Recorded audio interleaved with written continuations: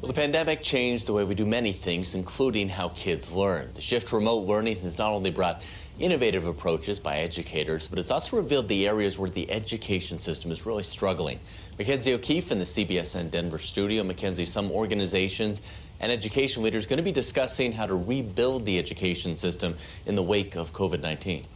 Right, so more than 80 leaders in education, including some here in Colorado, have developed some new approaches, and that's to improve teacher support as well as increase student preparedness through this pandemic. And now they're sharing those recommendations.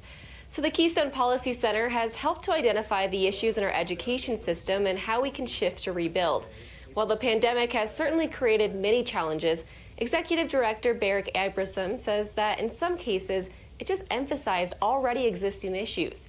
Now, one of the big focuses is teachers. We know Colorado has a teacher shortage, so Abramson says that we should focus on better pay and getting teachers more support in the classroom so they can really just focus on instructing. So we're hoping that families, that schools, the communities will start that conversation, one, about how do we want to think about who's in the classroom and how we attract people and get them to want to stay in the profession.